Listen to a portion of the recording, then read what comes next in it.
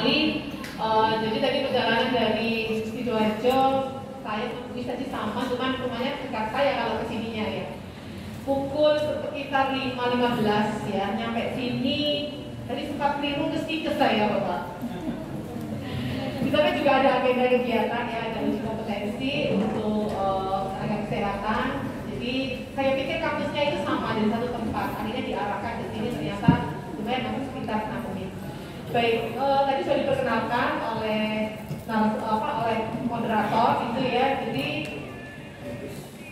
saat ini kalau kita lihat ya, jadi Kemendikbud itu sangat gencar sekali untuk mensosialisasikan program-program ya, banyak sekali program, terutama penginduknya adalah pada Merdeka Belajar Kampus Merdeka atau MBKM untuk untuk pendidikan dasar menengah ya, itu adalah program Merdeka Belajar. Tapi sebenarnya ini dirangkum jadi satu, menjadi program Merdeka Belajar Kampus Merdeka.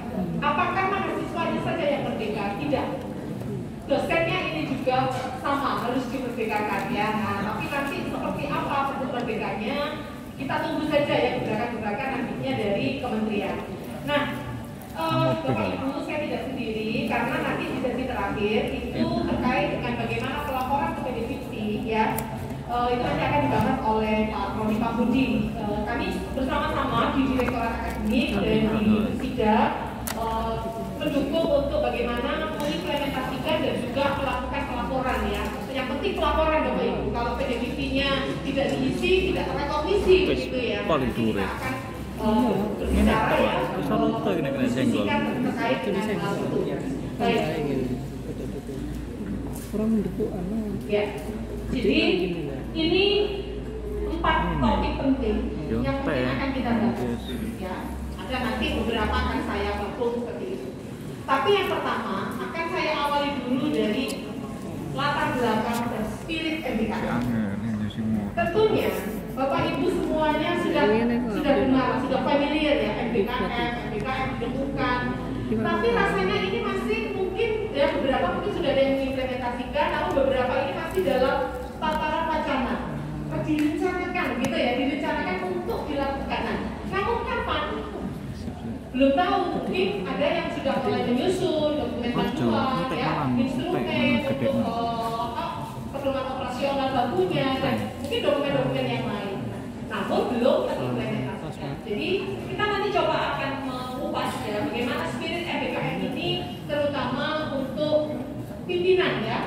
Pimpinan ini penting sekali karena tanpa dukungan dan komitmen dari pimpinan, sebagus apapun program yang diluncurkan itu tidak akan berjalan. Mungkin Bapak Ibu kalau boleh saya tahu, tadi saya sudah dikenalkan, mungkin kalau dari Bapak Ibu sendiri yang hadir ini apakah seluruhnya pimpinan perguruan tinggi, pimpinan sekolah tinggi? Mungkin bisa raise hand, angkat tangan yang pimpinan, ya mungkin ketua atau wakil ketua, ya. Ya, Bapak. Oke, berarti ada 2 yang angkat tangan, berarti sisanya adalah pengelola program studi, betul? Kak Rodi ya? Oke, tanpa adanya Kak Rodi, kurikulum dari selesai. Betul ya? Betul. Karena pimpinan akan memberikan instruksi secara garis besar, Kak Rodi lah yang akan menindaklanjuti.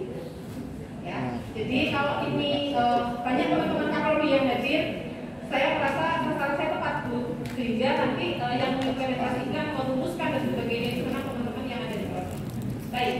Yang kedua adalah tentang strategi implementasi, kemudian pemutakhiran penyelesaian kurikulum dan nanti laporan MBKM ke PDVC. Pengembira plus sopir.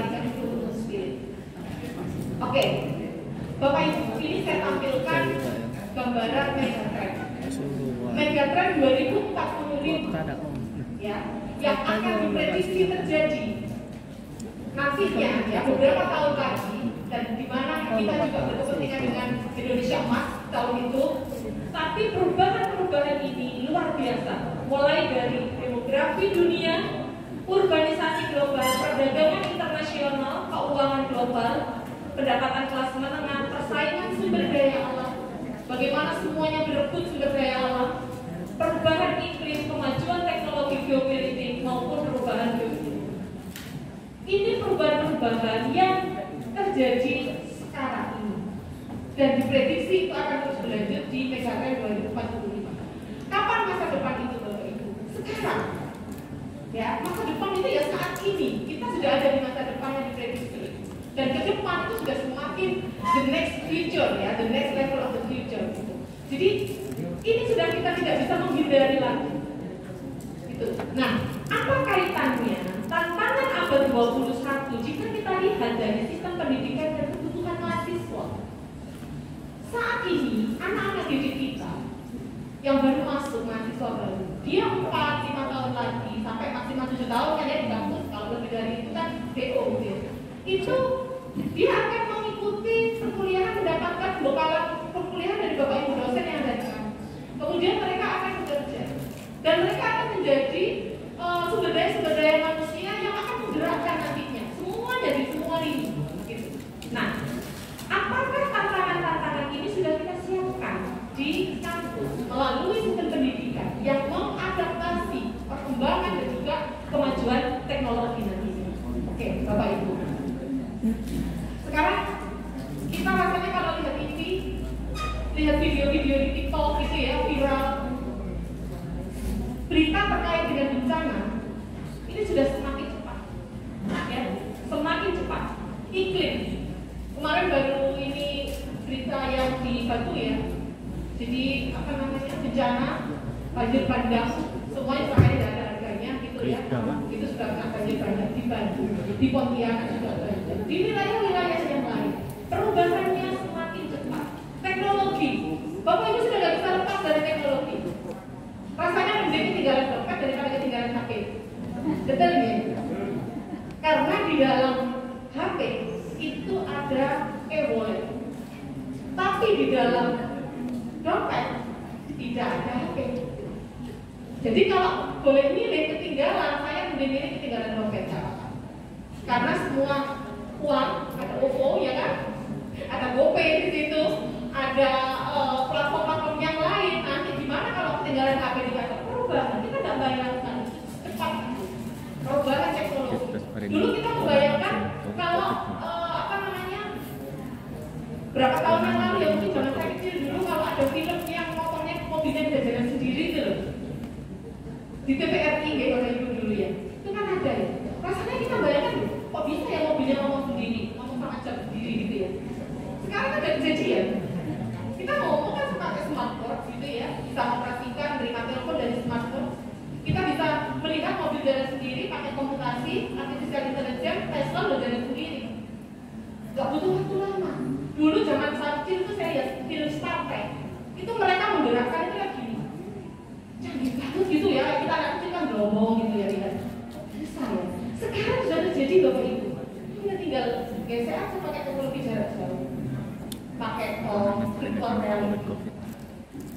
Nah, itu yang sudah, dan kita sebenarnya kalau boleh dibilang kita akhirnya menjadi konsumen gitu ya. Kita bukan penemu, bukan inventor. Ya, kalau gue bahas itu panjang nanti Bapak Ibu. Tapi saya ingin menunjukkan bahwa kita sudah ada di sini, sudah terjadi destruksi semakin cepat, semakin masif, dan kadang itu dipercepat. Ya, kehadirannya di kehidupan kita. Oke.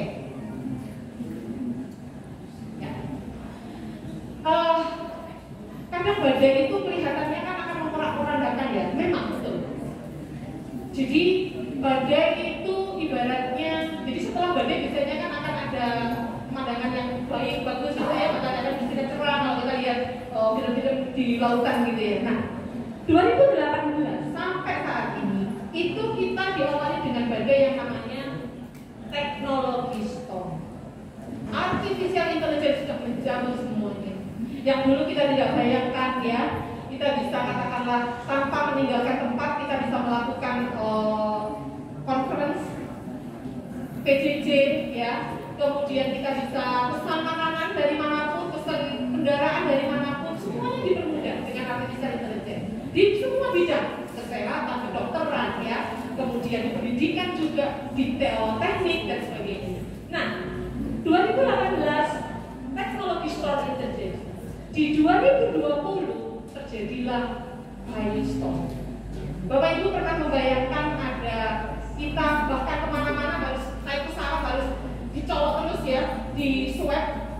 antigen. Ini sekarang ini hidup ini properti loh Bapak Ibu. Betul sekali. Jadi kalau mau kemana-mana kan sekarang harus syaratnya itu gitu ya. Bahkan ada saya mikir, ada kayaknya nanti kemal ini udah gitu aja ya, bisa nanti di ini. Nah, di Jepang sudah ada, dia tinggal mengalirkan udah, dia tidak analis. Teknologinya sudah sampai ke situ. Kalau kita masih pakai teknologi PCR itu tadi memang ya. Nah, dengan adanya teknologi stok ditambah biostok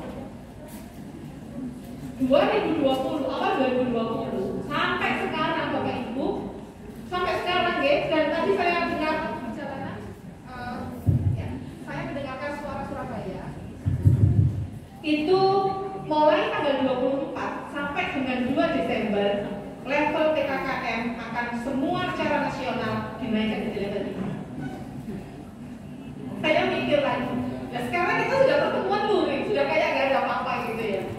Tiba-tiba nanti 24 kita gak boleh kemana-mana Bapak Ibu.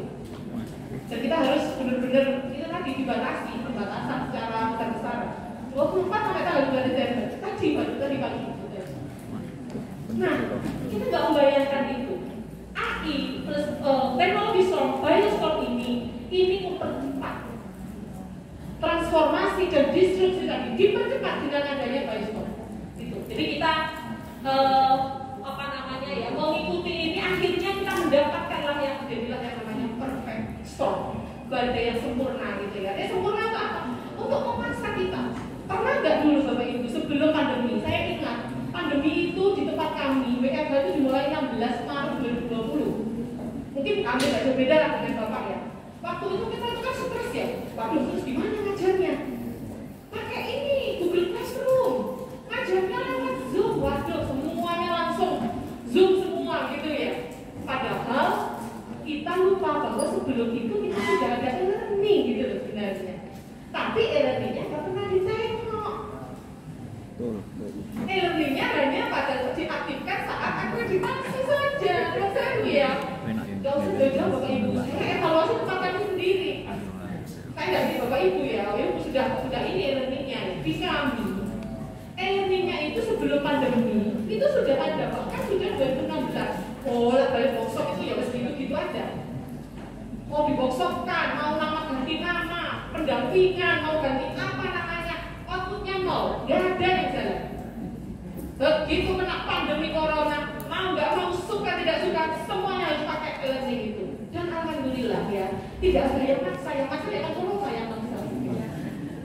Itulah Bapak Ibu disrupsi diri percepatan yang perfect storm itu tadi. Kalau nggak ada corona ya sampai sekarang rasanya kita juga tetap aja kan ngajarnya modelnya secara konvensional. Sekarang luar biasa, kita bisa sinkron, tatap maya, asinkron ya. Banyak model-model variasi pembelajaran yang kita percepat ya dengan transformasi. Oke, nah dengan adanya perkembangan tadi Bapak Ibu, dampaknya apa sebenarnya? Dampaknya juga banyak ya. Jadi tidak hanya secara positif ya, tapi secara negatif ini Bapak Ibu. Robot could replace billion of jobs worldwide. Pernah bayangkan dulu kita bayar tol itu kan pakai uang aja ya, ada list, nggak ada manusianya Bapak Ibu. Paling ada aja kan di Probolinggo saya waktu mau turun ya keluar exit tol itu, ada mas-masnya. Karena ternyata nggak connect, mungkin nggak tahu ada gangguan ini. Itu aja, kalau nggak ada mas-masnya juga agak susah ya. Tapi Bapak Ibu lihat kalau ke Surabaya dan lain sudah nggak ada ya. Semuanya ngetek kartu aja. Dan sebentar lagi itu kita ada teknologi baru, sudah nggak perlu ngetek Bapak Ibu. Jadi sensornya sudah di mobil. Begitu kita mau masuk itu sudah membaca sensor, itu sudah langsung terbuka. Tinggal tunggu waktu saja Bapak Ibu sebenarnya kayak gitu. Jadi sudah dibaca. Pastikan nanti saldonya cukup. Kalau enggak kan Bapak Ibu harus tolak-tolak ke belakang ya. Hidung ininya. Nggak bisa karena sensornya di kanan di mobil. Nah, inilah Bapak Ibu, robot itu sudah di depan beberapa ya, halo? Ya.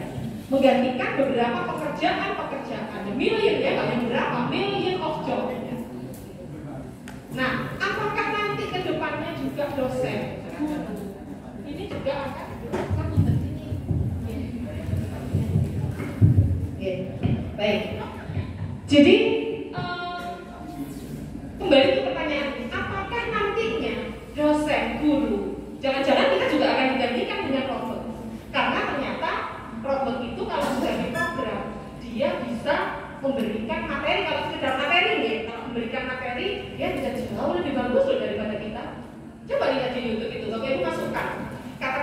misalnya, karena saya dari bidang kesehatan ya, saya masukkan kata kunci misalnya terkait dengan sirkulasi pembuluh darah gitu, blood circulation gitu, ya pakai kata kunci gitu. Muncul sekian banyak video-video animasi yang saya nggak sanggup untuk membikinnya. Kita nggak sanggup untuk bikin itu. Ya robotnya ya, karena itu diprogramming oleh robot itu kan menyelesaikan. Tapi yang tidak bisa digantikan robot itu yang harus kita asah terus. Ya, semakin kalau kita lihat film yang futuristik itu ya, robot itu maunya kan dia benar-benar bisa ada sense of belonging gitu ya, ada seperti kayak di itu seperti bagaimana dia punya secara afektif Bapak Ibu. Hati-hati gitu ya. Nah, itu yang gak punya robot kan itu. Kita kan punya afektif, sisi afektif. Kalau knowledge, psikomotor, robot sudah jalan lebih jauh, lebih presisi daripada kita.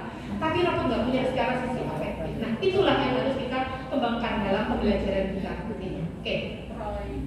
Nah, ini beberapa tipe pekerjaan ya yang sudah terdampak, rutin manual, kasir dan sebagainya ya. Memang masih ada kasir, tapi beberapa sekarang sudah self service, artinya belanja tinggal ini aja sudah langsung masuk ke tadi e-wallet kita, sudah tinggal keluar ya. Gitu. Kemudian rutin kognitif, kemudian rutin manual, misalnya cleaning service itu lama-lama juga akan digantikan.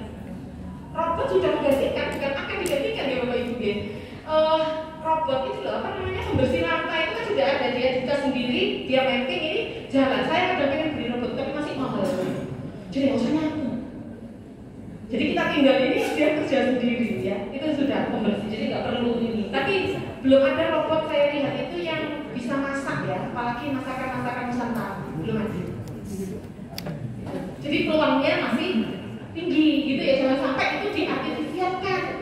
Habis lagi nanti pekerjaannya tambah ini ya, berderet-deret nanti pekerjaannya di-replace oleh robot tadi. Oke. Nah, tantangan yang dihadapi mahasiswa kita melihat tadi ya, latar belakang yang saya sampaikan, tentunya sangat berbeda dari semua generasi sebelumnya. Termasuk pada saat generasi kita. Kita dulu dididik oleh guru-guru kita, oleh dosen-dosen kita, dan kemudian saat ini kita menjadi dosen, menjadi guru, menjadi dosen, mengajarkan apa yang dulu diajarkan oleh guru kita. Kira-kira ini sesuai nggak dengan perkembangan masa saat ini? Nah, itu tidak sesuai. Mereka berbeda sekali Bapak Ibu tantangannya. Inilah kenapa kita perlu untuk melakukan semacam transformasi dari pendekatan mindset kita. Dari awalnya fixed mindset menjadi agile mindset. Agile mindset itu lurus gitu loh Bapak Ibu, adaptif. Nah nanti endingnya MBKM itu sebenarnya ya tujuannya muaranya adalah bagaimana memberikan kesempatan kepada mahasiswa mengembangkan pemikiran-pemikiran yang lurus, nggak kaku, melalui beberapa program-program atau kanal-kanal pembelajaran ya. Nih. Oke. Nah. Jadi karena mahasiswa beda generasi dari semua generasi sebelumnya, maka ya, tapi tidak bisa menyalahkan Bapak Ibu kita dulu dididik tidak salah ya, tapi eranya memang berbeda gitu ya, makanya kita harus tetap menyesuaikan itu ya. Jadi makanya nantinya ini kebutuhan SDM unggul di masa depan itu tidak bisa kita penuhi hanya berdasarkan pengalaman kita di masa lalu. Tidak salah memang tidak, tapi itu tidak bisa semuanya kita inginkan. Mereka harus dihadapkan betul dengan kondisi tantangan yang ada di saat ini dan di depan nantinya ya. Masih panjang ini jalannya. Oke, nah dimana agile mindset tadi sebagai konsep dari SDM unggul ini adalah menumbuhkan growth mindset ya, jadi proses berpikir yang terus tumbuh, kreatif mindset dan regeneratif mindset. Dimana ini kalau kita katakan itu sebagai suatu pemikiran yang selalu lapar Bapak Ibu. Lapar untuk apa? Lapar untuk terus belajar, lapar untuk terus ingin tahu dan seterusnya ya, melalui brain gitu. Jadi untuk bisa nanti mendapatkan karir-karir kesempatan yang lebih luas lagi. Oke, jadi SDM Indonesia untuk bisa berkompetisi secara global tidak bisa hanya dibentuk dari satu bidang ilmu, tapi mereka harus dihadapkan ya dan memiliki kompetensi multidisiplin ilmu. Jadi tidak bisa Dokter pun Bapak Ibu ya, kita tahu dokter bedah itu memang kompetensi utamanya adalah dia sebagai dokter yang melakukan proses pembedahan pada pasien. Teknologi artificial intelligence itu sangat membantu dalam proses kerja dokter, ya banyak sekali. Jadi kan bisa di remote, operasinya bisa di, tapi operatornya kan tetap si dokter tadi. Kira-kira yang mengoperasikan alat tadi, kalau dokternya nggak ikut terlibat kan nggak bisa. Kalau misalnya hanya operator tenaga IT nggak bisa, yang bedah itu dokter bedahnya gitu. Jadi dokter ini pun perlu menguasai teknologi tentang itu. Jadi sudah nggak bisa lagi kalau hanya fokus ya sudah belajar anatomi gitu kan nggak. Anatomi oke, itu memang core kompetensinya, tapi perlu pengembangan diri pada multidisiplin ilmu yang lain. Dan saya rasa semua bidang ya Bapak Ibu ya, di keagamaan pun juga sama. Tetap core kompetensinya tetap dipegang, tapi kesempatan untuk belajar aspek-aspek yang baru itu juga penting sekali. Oke, saya lanjutkan saja. Jadi perubahan kebutuhan pola dan proses pembelajaran peserta didik mahasiswa ini peluang untuk mengembangkan pola pikir yang luwes saja melalui kanal-kanal atau saluran. Salurannya ya MBKM tadi. Jadi gini Bapak Ibu, kenapa kok tidak langsung aja saya ceritakan MBKM? Ada 8 BKP, terus 1 sekarang jadi 9 BKP. Saya ingin mengajak Bapak Ibu itu juga untuk merenung, kita merenung bersama-sama ya, menyadari bahwa sebenarnya urgensi kenapa MBKM harus dilaksanakan. Saya bawa dari situ. Ya. Jadi kenapa kok langsung aja ke materi ya? Saya ingin menggaungkan juga terkait dengan spirit MBKM tadi. Nah, ini Bapak Ibu, jadi perubahan kebutuhan ya pola dan proses belajar tadi karena adanya 3 gelombang disrupsi. Disrupsi itu kayak mendobrak, mempercepat semuanya ya. Yang pertama dari disrupsi milenial, mahasiswa yang Bapak Ibu bimbing sekarang di kelas-kelas Bapak Ibu itu adalah generasi milenial. Mereka lahir kata tahun 2000. Oke, 2000 mungkin ada yang 2001. Lahir sudah langsung bisa pegang HP Bapak Ibu. Oke. Sudah nggak takut-takut gitu loh, dan bisa langsung main games. Dulu kita waktu saya zamannya HP itu masih kartunya yang mungkin ada yang lebih ini lagi ya. Bukan HP aja takut ya, takut rusak gitu ya. Takut rusak, sekarang tuh enggak. Dia sekilas melihat sudah langsung bisa adaptasi. Itu cepatnya. Disrupsi milenial dan anak-anak ini sekarang jadi mahasiswa terbawa ya. Ciri khasnya anak milenial itu apa Bapak Ibu? Coba jenengan ini mahasiswa di kelas Anda masing-masing, di kelas Anda masing-masing. Cirinya apa anak milenial ini? Apa Bapak Ibu? Oke? Individualistik. Oke. Kemudian ada lagi kesabaran Bapak Ibu. Gitu? Gak sabar. Maunya dilaporkan sekarang, ditangani sekarang. Gitu kan? Jadi kami itu kan sekarang hari ini ada 41 mahasiswa PMM di kami yang hari ini datang.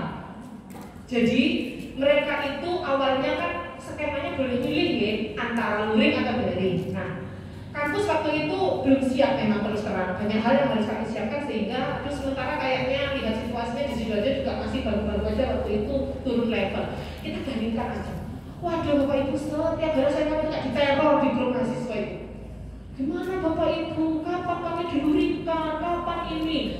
Kita cek loh Bapak Ibu, Sidoarjo itu sudah level 1. Masa tetangga sebelah Surabaya itu sudah mengizinkan luri, Sidoarjo tidak? Coba Bapak Ibu, di sini tuh ada pimpinan padahal ya, nggak peduli mereka. Sampai akhirnya saya harus audiensi dengan rektor. Saya minta waktu, coba Pak. Ya itu kan gejolaknya anak muda tuh Evi.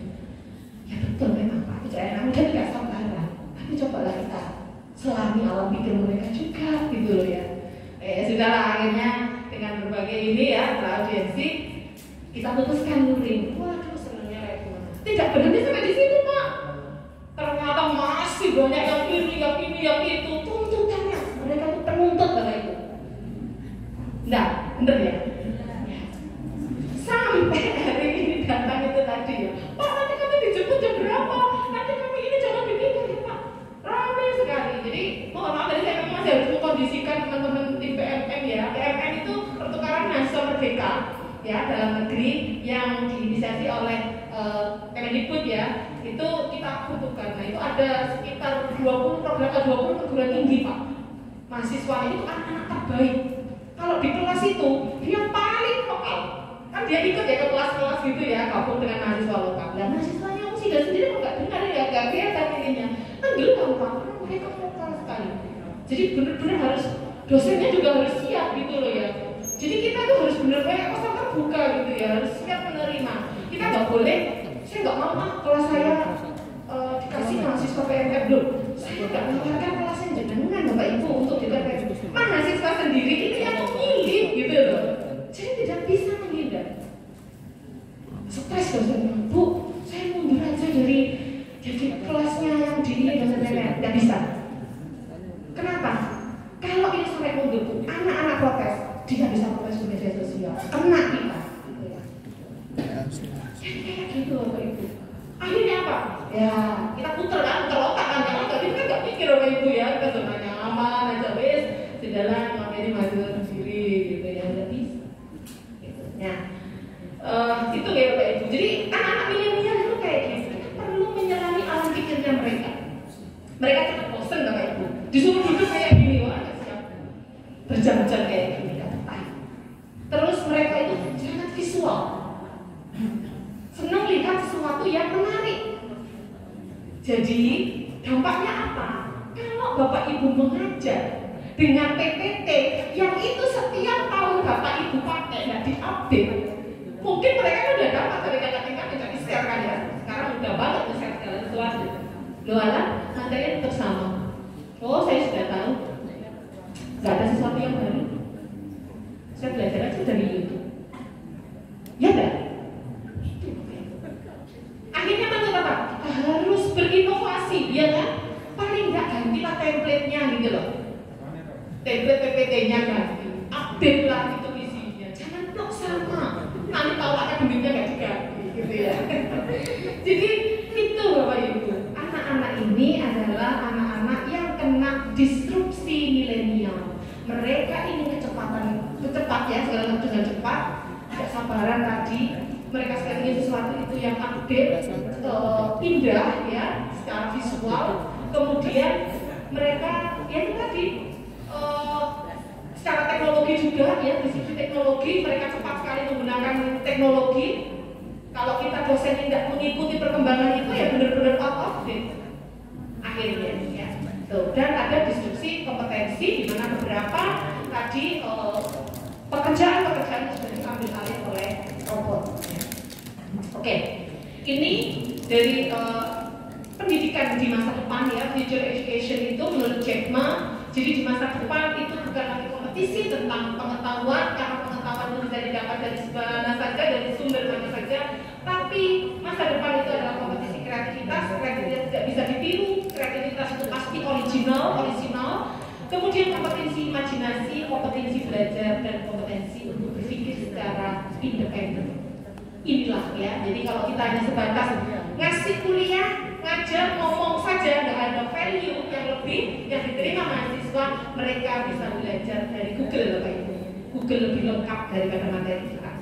Gitu ya, mungkin nanti kita renungkan bersama-sama ya. Nah, dimana dengan adanya tuntutan-tuntutan itu tadi, Future Ready Framework itu membahas tentang apa?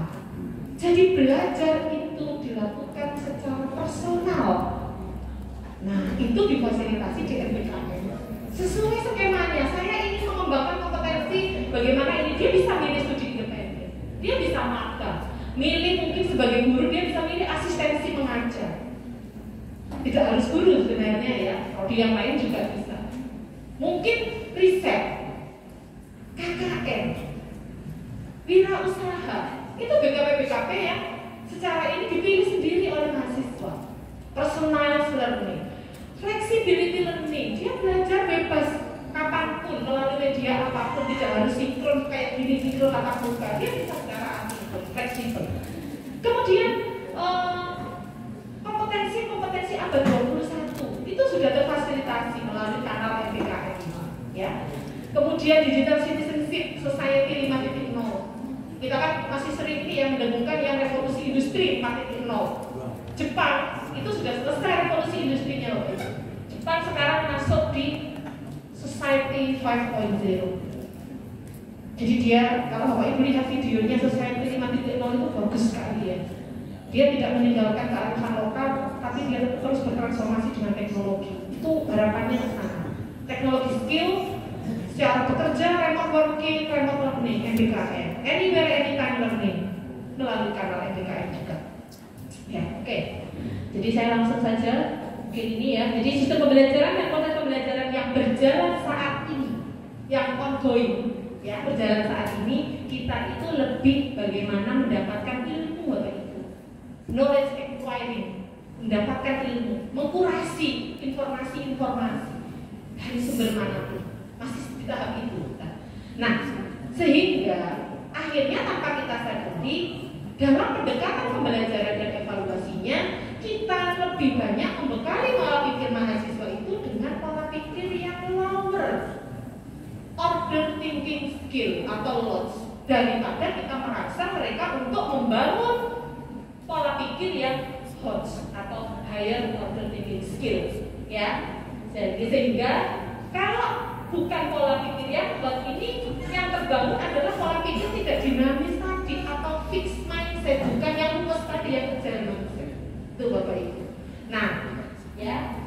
Karena kurang terstimulasi, proses pembelajaran juga mungkin dua arah saja. Ini satu arah ya, bisa menjelaskan, bisa mendengarkan. Akhirnya tidak menstimulasi pola pikir kreatif.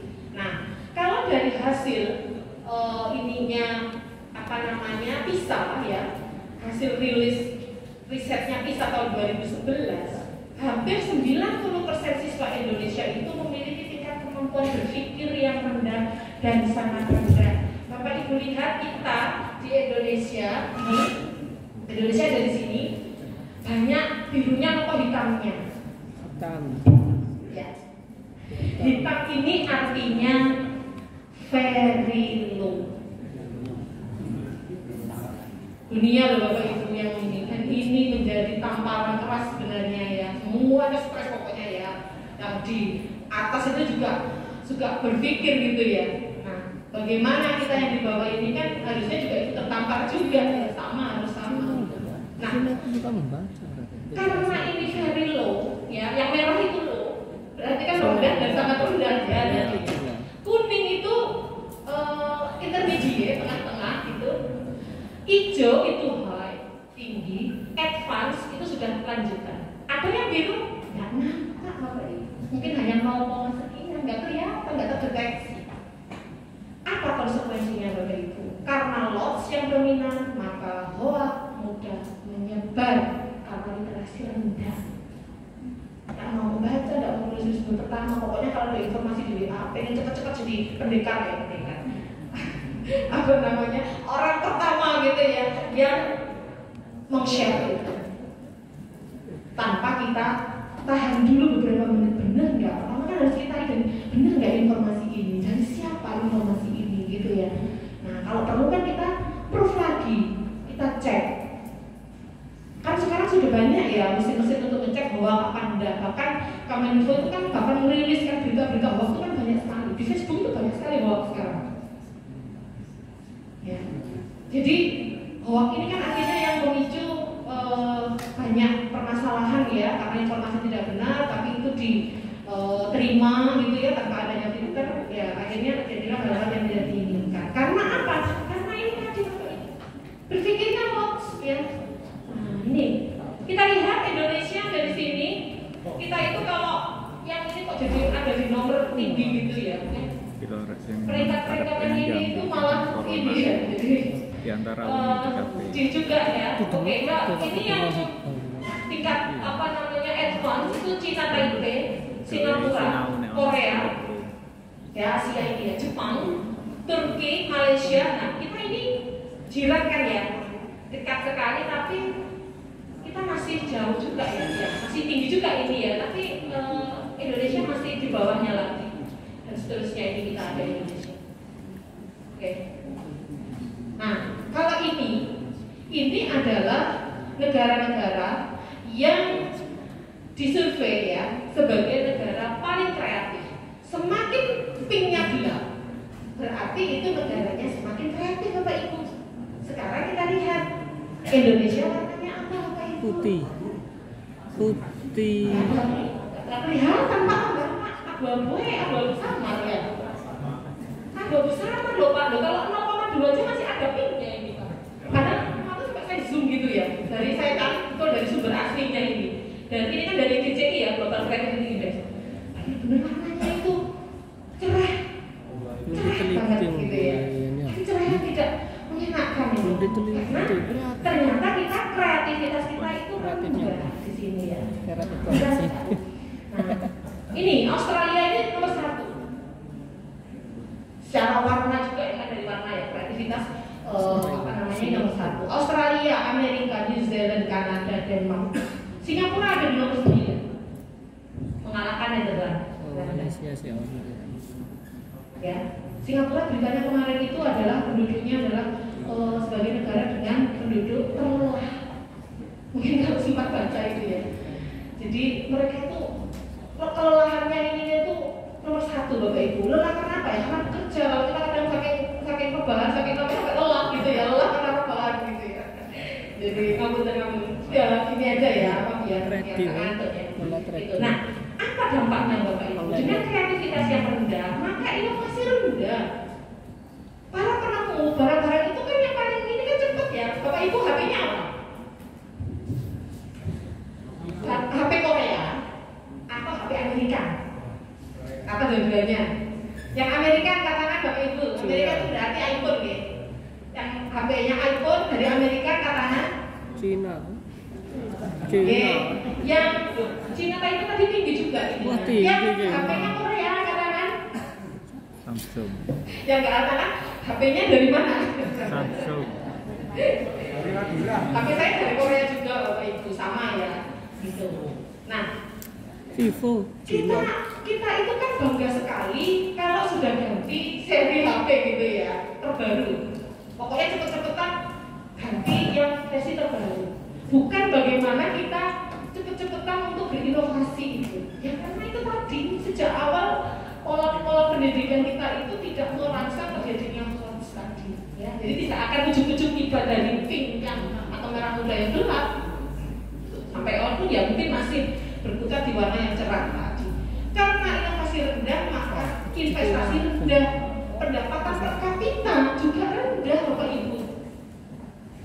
Kalau kita bandingkan kan ya, yang bisa dibandingkan memang pendapatan per kapita Indonesia dengan Korea nggak bisa dibandingkan. Nanti jadinya tambah iri tapi kita nggak pada tempatnya juga ya, beda gitu ya. Nah itu, jadi itu sangat berdampak, saling terkait ya. Oke. Nah Bapak Ibu, kita bicara terkait dengan MBKM. Ngomong MBKM kok tekan Korea?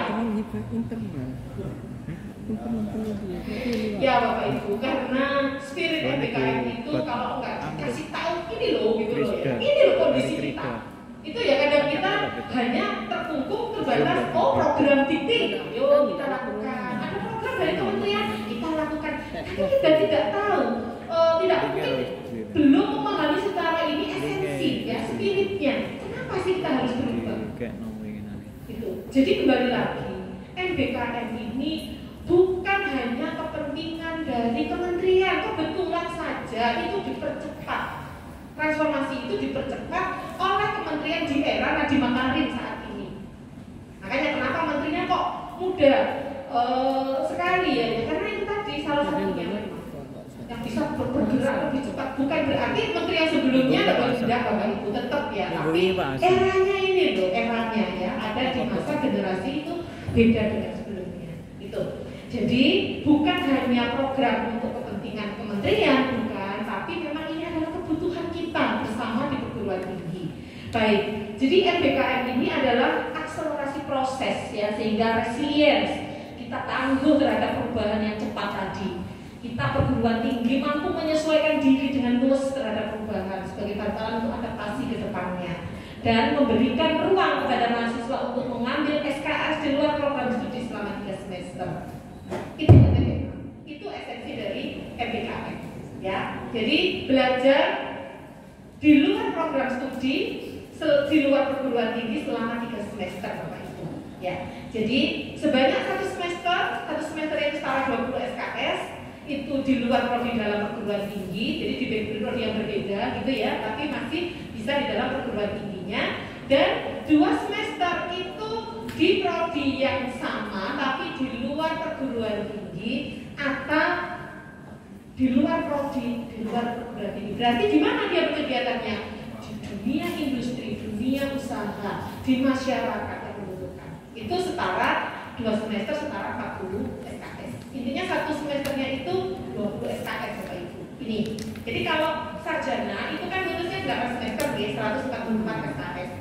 Kita lepas ini 3 semester kita siapkan sebagai hak mahasiswa untuk belajar di luar prodi tadi.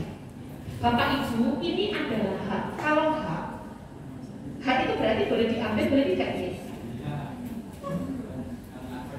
Berarti mahasiswa boleh mengikuti MBKM, boleh tidak mengikuti MBKM. Saya mau kuliah aja ini full 8 semester di prodi saya, nggak apa-apa. Tapi yang lainnya mungkin mau memanfaatkan hak ini, boleh. Tapi perguruan tinggi sifatnya wajib difasilitasi. Mahasiswanya apa istilahnya sunnah ya, boleh milih boleh tidak. Tapi perguruan tingginya wajib.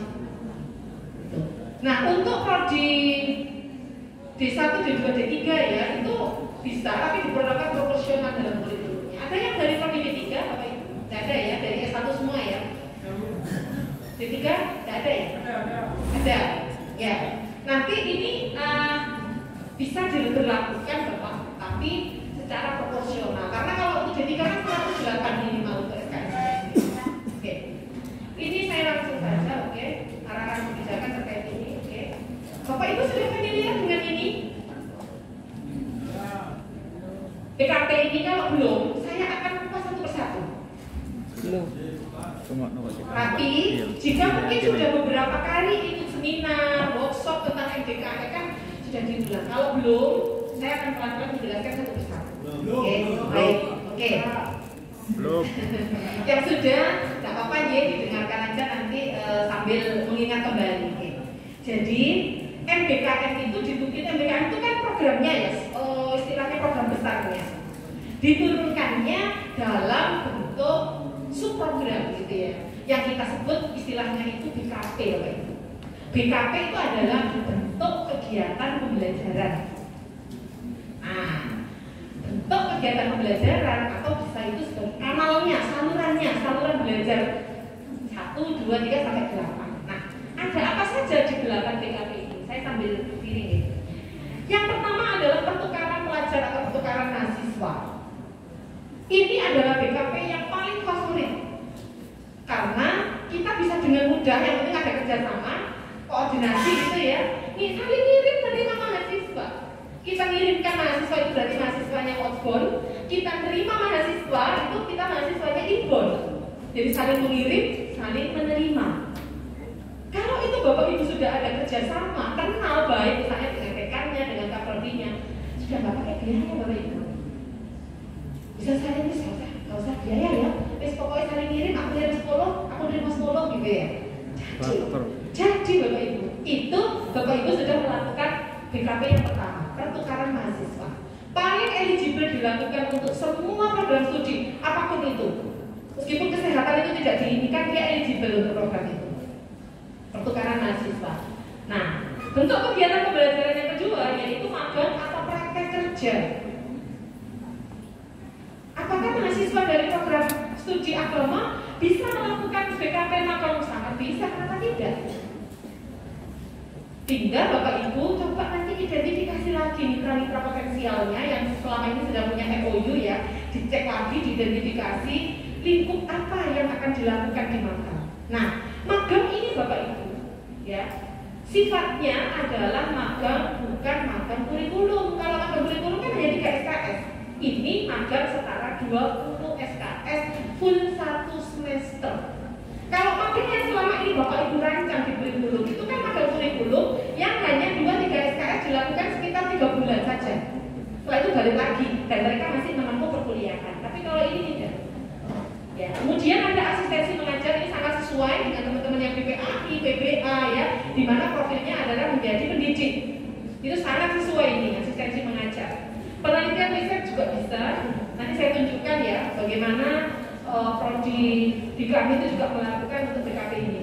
Proyek kemanusiaan, kegiatan wirausaha, studi independen, dan membangun desa atau KKN temati. Nah, ini ada 8 Bapak Ibu. Sekarang ini aja kan kita belum tuntas ya. Nah, satu persatu nyocokkan CPNK-nya gitu ya. Ini CPL-nya nanti nyampe ya anak-anak. Sudah tambah satu lagi. Yang mana Bapak Ibu ini yang saya kotain ya, bela negara. Ini belum ada POB-nya. Kita tunggu saja nanti ya. Saya belum berani bicara banyak karena belum ada POB-nya ya. Jadi tambah jadi 9 BKP. Bapak Ibu nggak usah bingung BKP ini. Kita fokus saja yang di 8 ya, 8 BKP. Oke. Ya, Bapak Ibu, ini terkait bagaimana kondisi kita sebenarnya saat ini. Anak-anak kita, mahasiswa kita, dan kitanya sendiri itu memberikan informasi, memberikan pengetahuan itu masih di sini, behaviorisme dan kognitivisme. Ibaratnya itu seperti diresepkan. Bapak Ibu pernah ke dokter dikasih resep? Pada saat dikasih resep, Bapak Ibu dengar nggak dokternya? Dok, kamu mau dikasih resep ini? Nggak mau saya maunya obat ini. Dokter Sopo ini bukan gitu ya. Jadi modelnya dokter meresepkan, ya sudah kita terima.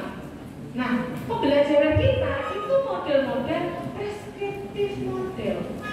Model pembelajaran yang diresepkan. Ya sudah, tak kasih itu kamu terima. Ujian jawaban persis, kalau nggak persis nggak lulus kamu. Berarti kalau masih persewu misalnya masih ada yang melakukan model-model pembelajaran seperti itu masih melakukan metode yang preskriptif Bapak Ibu. Nah, untuk bisa tadi berpikir secara luas dan sebagainya harusnya kita sudah ke kognitivisme ini sebagai model pembelajaran yang baru, di mana ini menciptakan ya knowledge create dan self-directed learning. Jadi belajar secara terarah ya, secara mandiri. Nah, kalau kita lihat, jadi kaitan antara MBKM dengan SCDP itu terkait Bapak Ibu. Jadi tidak bisa dipisahkan. Kita selama ini kan sudah melaksanakan ya SCDP ya. Jadi Standar Nasional Pendidikan Tinggi. Nah, terkait dengan di pendidikan ini ada capaian pembelajaran lulusan, ada CPL. Kalau di sini saya semua saya ini sudah nggak asing lagi dengan istilah CPL, CPMK, sub-CPMK ya, itu sudah ini kita. Nah, CPL ini ya untuk bisa mencapai itu harus ditetapkan ada standar isi, proses sampai standar pembiayaan. MBKM memenuhi standar berapa? Proses Bapak Ibu. Jadi kalau ditarik SCDP, MBKM itu masuk di sini. Nah, ini berapa di standar proses ya. Oke. Nah, ini tadi yang model-model preskriptif ya.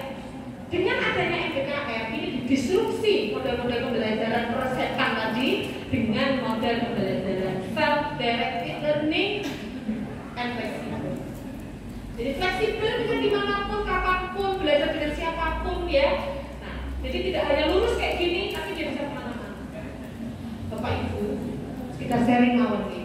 Tadi malam saya ngobrol dengan teman-teman internal ya di kami.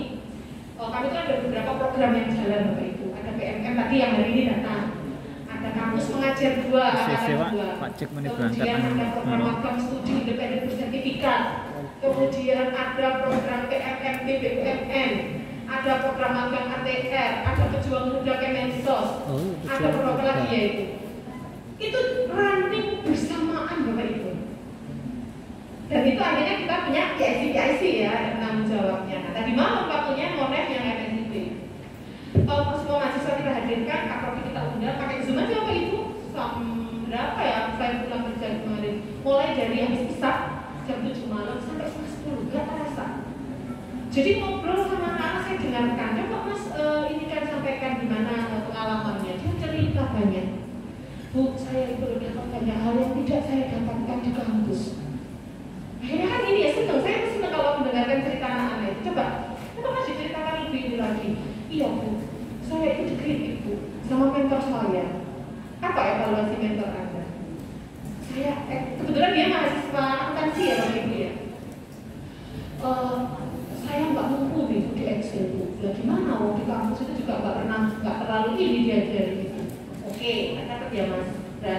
kemampuan Excel ya, oke. Terus yang kedua apa? Saya juga dikasih evaluasi tuh sama mentor saya. Speaker saya jelek Bu. Kok bisa? Iya, komunikasi saya nggak pede Bu awalnya itu. Jadi mentor tuh punya catatan Bapak Ibu. Dia kan mentor hanya mementori 10 mahasiswa, jadi kelihatan betul yang kurang-kurang. Jadi komunikasi saya, cara ilmu saya dievaluasi nggak pede. Kok bisa seperti itu Mas? Iya Bu, saya dulu waktu maksudnya sebelum ikut MBKM, sebelum ikut magang itu, saya di kelas memang pas. Kalau presentasi langsung mendengarkan saja. Terus gimana ini? Beda sekali Bu. Oh nggak dulu ya saya ikut program ini. Itu Bapak Ibu yang mereka rasakan. Terus gimana Mas? Apa yang Anda dapatkan? Saya dapat banyak sekali Bu. Yang itu mungkin tidak akan saya dapatkan kalau saya duduk di kelas mendengarkan diri dosen. Sekarang saya sudah bisa berani mempresentasikan. Saya ditunjuk jadi PIC di perusahaannya situ ya untuk satu program apa gitu ya. Dan saya ditarget harus menyelesaikan apa ya istilahnya ya, mereka kan punya project gitu ya, menyelesaikan project ini. Dia projectnya itu namanya do up gitu ya, dalam bidang edukasi. Bayangkan Bapak Ibu ini mahasiswa akuntansi ya, jadi saya harus belajar juga bagaimana sih konsep pendidikan. Belajar gimana Mas? Ya saya belajar tuh, saya cari aja sendiri sumber-sumber itu, saya diskusi sama mereka. Masuk ya Bapak Ibu ya, self-directed learning, ilmu bisa dipelajari dari mana, tapi kesempatan ya, mentoringnya itu loh yang mahal, yang nggak ada. Ya, jadi itu sekedar ini aja. Jadi kalau mau belajar memang model preskripsi, ya wes dikasih ini di tas, besok sudah ujian. Tapi kalau masuk MBKM ini, menggoknya tadi Bapak Ibu, luar biasa ya. Jadi itu tidak hanya mahasiswa yang di MSIP ya, kami ada yang ke MMBUM itu juga mereka menyampaikan hal yang sama dan rata-rata mereka ini. Nah, yang di pejuang muda itu juga begitu. Pejuang muda Kemensos itu kan diinisiasi Kemensos ya melibatkan Kemendikbud dan Kemenak. Nah, teman-teman mahasiswa dari Kemenak ini yang di bawah PTKS itu bisa bergabung juga karena programnya saling kolaborasi ya. Oke, saya ingatkan aja. Nah, apa sebenarnya esensi MBKM ini? Ya, kalau saya rangkum di sini adalah mahasiswa tadi berhak 3 semester setara 60 SKS belajar di luar program studi Bapak Ibu. Itu esensinya ya yang harus kita pahami. Karena kalau pemahaman kita sudah sama, nanti Bapak Ibu Kaprodi, Sekprodi merumuskan dalam kebijakan bagaimana saya membenahi kurikulum, bagaimana saya nanti mengorganisir dosen-dosen saya mahasiswa itu kembali ke sini ya. Nah, ekuivalen dengan 20 sampai 60 SKS pembelajaran di luar prodi kampus secara immerse itu nyemplung Bapak Ibu, nyebur. Kita mau ngajari mahasiswa nyetir, itu nggak bisa kan kalau ya habis itu nyalakan mesin, terus masukkan kopling gitu kalau itu manual, kemudian masukkan gigi 1. Bayangkan kan Bapak Ibu, gimana Pak masukkan rasanya kopling? Kan perlu simulator. Jadi harus diajari dulu pakai simulator gitu ya, nyemplung ya. Kalau mungkin saya di kesehatan, saya mau nyuntik pasien gitu ya, itu kan nggak bisa. Nyuntik pasien itu coba dicari sepertiga dari gluteus maximus, sama ini kan nggak bisa. Di mana itu tuh lokasinya? Salah-salah pasiennya nggak bisa jalan kaki, bisa suntik. Nah, makanya harus apa? Dia pertama harus diberi itu tadi dulu pemahaman secara ininya ya, anatomi dulu ya. Dia kan sudah dapat anatomi itu di semester awal, kemudian dia dapat keterampilan dasarnya di semester awal juga. Nanti di semester 5 dia diuji dulu Bapak Ibu, ujian-ujian praktikum gitu ya. Nanti di semester 5 dia terjunlah ke rumah sakit, didampingi mentornya atau supervisornya. Pertama-tama dia lihat dulu kan, oh gini toh caranya nanti. Baru nanti dia dilepas sendiri melakukan benar. Tapi sebelum itu dia sudah pantau ujian di Praga gitu ya, dipantau sudah sampai ratusan kali dia harus bisa sampai terampil. Itu butuh Bapak Ibu sih, dia harus nyemplung. Nah, bagaimana kalau yang program-program studi yang non kesehatan ya?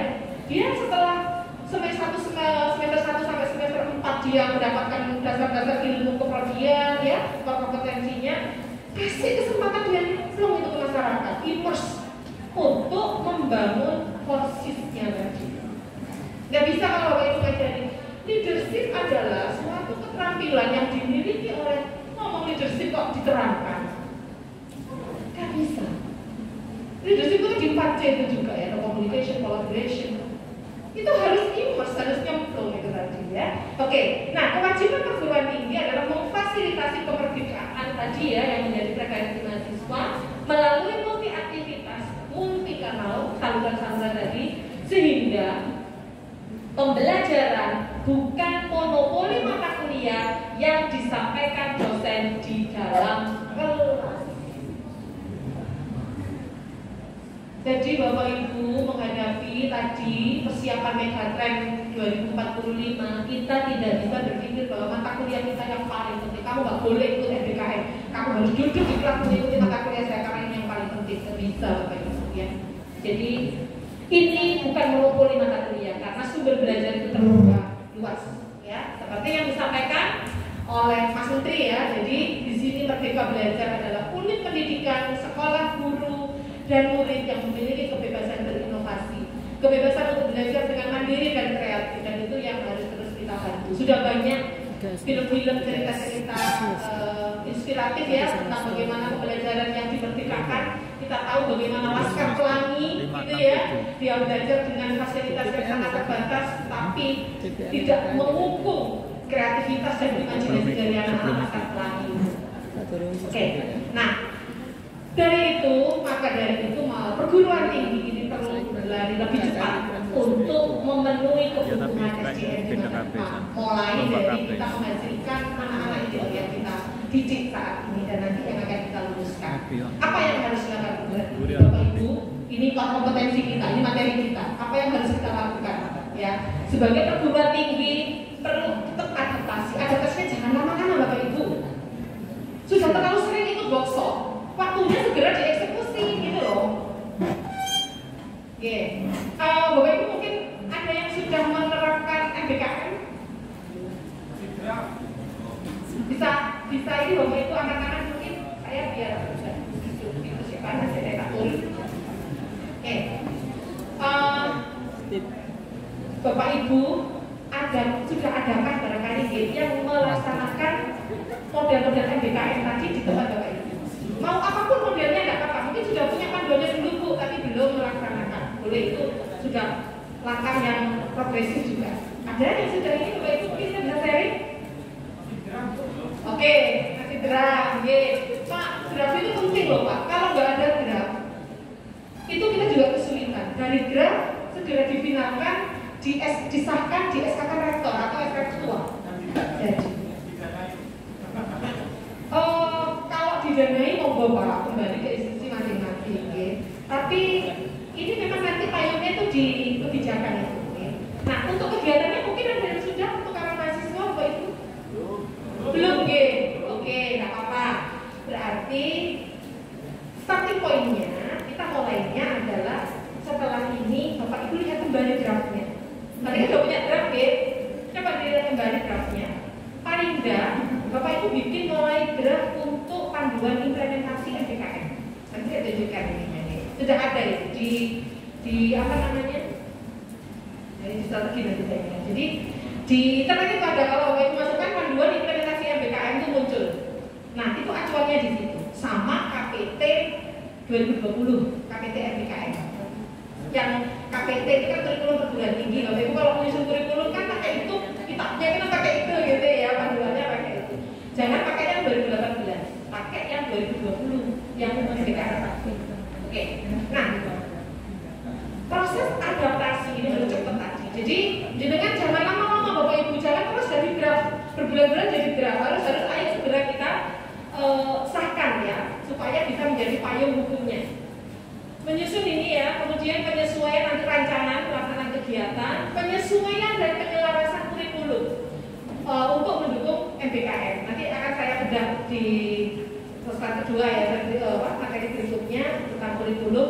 Jadi apakah harus dirombak total? Tidak. Kalau misalnya Bapak Ibu sudah melakukan peninjauan kurikulum itu saat ini masih di lamasnya, saat ini sudah dipakai. Tapi kalau itu dia sudah lama sekali, waktunya harus diperbaiki, ditinjau ulang ya harus dirombak total. Saya tanya Bapak Ibu Kaprodi, ini kan Kaprodi banyak yang hadir. Terakhir kurikulumnya ditinjau tahun berapa? 2017, berarti kalau 4 tahun hari ini Pak, tahun ini Pak. Oke, jadi sampai 4 tahun ya Pak ya, ujian nanti ditinjau lagi. Nah ini sudah mulai ancang-ancang biasanya Pak. Ada yang kurikulumnya 2015 di bawah 2017? Ingat dokumen kurikulumnya? Kalau Kaprodi itu sehari-hari dipegang itu sebenarnya Kita sudah menerapkan MBK. Iya.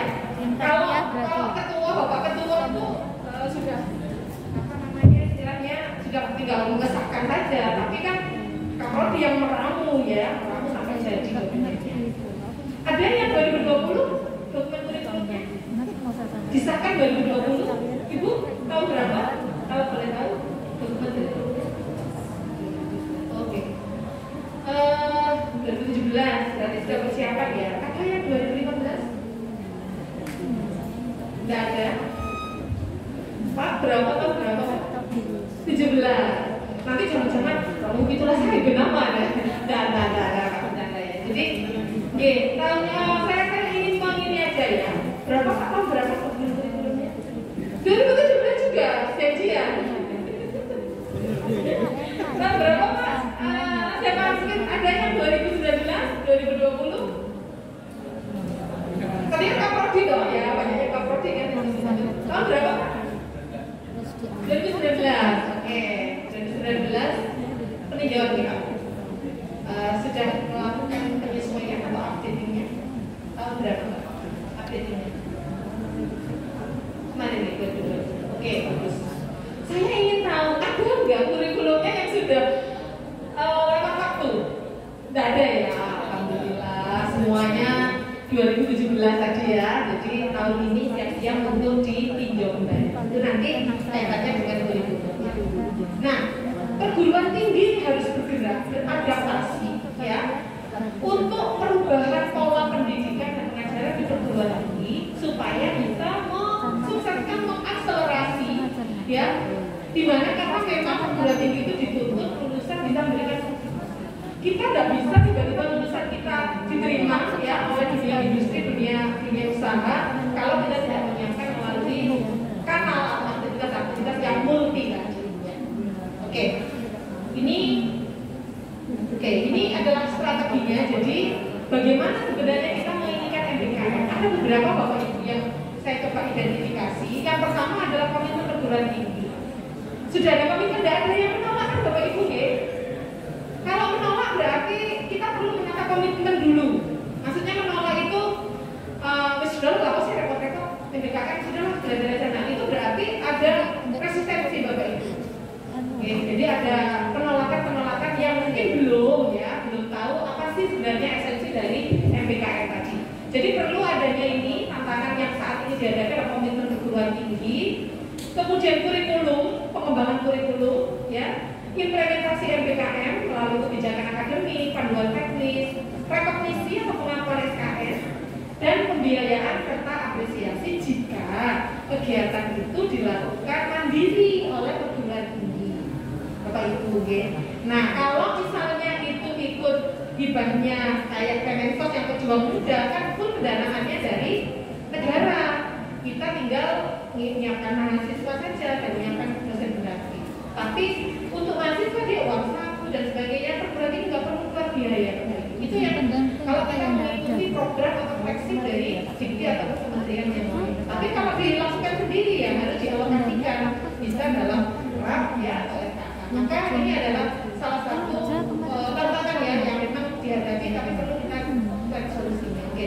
Ini transformasi pendidikan melalui 8 KU. Bapak Ibu sudah familiar kan dengan KU? Indikator kinerja utama. Itu yang dikeluarkan oleh Dikti ya, di mana ini harus dipenuhi oleh perguruan tinggi. Kalau swasta ya, perguruan tinggi swasta itu tidak seketat kalau perguruan tinggi negeri PTN itu bahkan kalau kita terapkan dia dikurangi pembiayaan. Jadi kayak semacam kontrak gitu ya Bapak Ibu. Nah, ini adalah indikator kinerja utama yang perlu disesuaikan oleh pimpinan di perguruan tinggi. Nanti ditambah dengan IKT, indikator kinerja tambahan. Saya tidak akan membahas IKA UIKT. Namun, saya akan menunjukkan relevansi IKA UIKT ini dengan MBKM. Nah, di mana relevansinya? Nomor 2, Bapak Ibu. Jadi, mahasiswa mendapatkan pengalaman di luar kampus. Saya rasa tinggal nunggu waktu saja kok. Ini teman-teman program studi yang ada di bawah Kemenak. Sekarang mungkin kan memang belum seagresif yang perguruan tinggi di bawah Kemendikbud yang ada di PTKIS. Tinggal nunggu waktu saja. Kalau peraturan Kemendikbud kan sudah sama semua kita. Ya. Nah, ini adalah momen yang tepat. Mumpung belum nanti Kemenak itu agresif Bapak Ibu untuk menuntut Bapak Ibu semua makan ini. Ayo kita awali. Jadi nanti tinggal ringan aja kita. Karena sudah kasih dari sekarang. Nah, ini bagaimana mengevaluasinya? Kalau di kami LLB atau kooperatif itu meminta data secara periodik. Berapa jumlah mahasiswa yang berkegiatan di luar kampus? Mereka minta data itu Pak. Tuh. Oke, kita dulu ya.